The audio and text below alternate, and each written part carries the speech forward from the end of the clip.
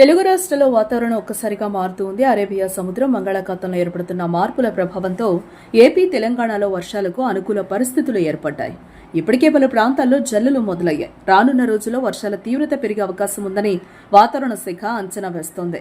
బంగాళాఖాతంలో ఏర్పడిన అల్పపీడనం బలపడడంతో సముద్ర ప్రాంతాల్లో గాలుల వేగం పెరిగింది.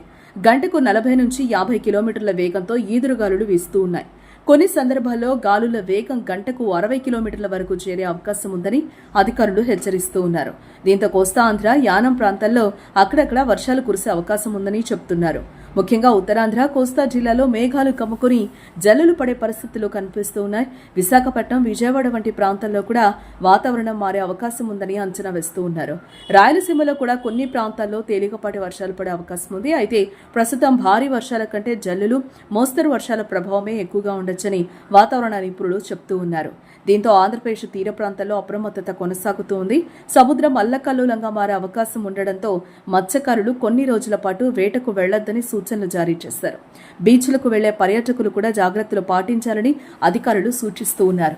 ఇక తెలంగాణలోనూ వాతావరణ పరిస్థితులు మారాయి. అరేబియా సముద్రం వైపు నుంచి వస్తున్న తేమ, గాలుల ప్రభావంతో రాష్ట్ర వ్యాప్తంగా మేఘాలు కమ్ముకునే అవకాశం ఉంది. కొన్ని ప్రాంతాల్లో తేలికపాటి నుంచి మోస్తరు వర్షాలు కురిసే సూచనలున్నాయి.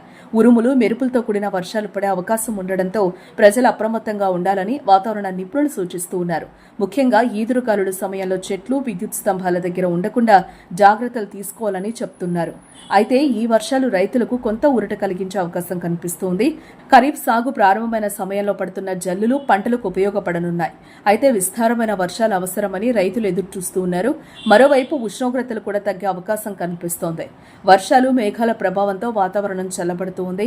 అయితే వర్షాల కంటే బలమైన గాలుల ప్రభావమే ఎక్కువగా ఉండే అవకాశం ఉందని నిపుణులు చెబుతూ ఉన్నారు. 2వీలర్లపై ప్రయాణించేవారు, దూర ప్రయాణాలు చేసేవారు జాగ్రత్తగా ఉండాలని సూచిస్తున్నారు. సముద్ర తీర ప్రాంతాల్లో అలలు ఎగసిపడే అవకాశం ఉండడంతో ప్రజలు నీటిలోకి ఎక్కువ దూరం వెళ్లకుండా జాగ్రత్తలు పాటించాలి. మొత్తంగా సముద్రాల్లో ఏర్పడిన మార్పులు తెలుగు రాష్ట్రాల్లో వర్షాలకు అనుకూల వాతావరణాన్ని తీసుకొచ్చాయి. రానున్న రోజుల్లో ఏపీ, తెలంగాణలో అక్కడక్కడ వర్షాలు కొనసాగే అవకాశం ఉంది. అయితే వాతావరణ పరిస్థితులు ఎప్పటికప్పుడు మారే అవకాశం ఉండడంతో ప్రజల అధికారిక హెచ్చరికలను గమనించాలని సూచనలు జారీ చేస్తున్నారు.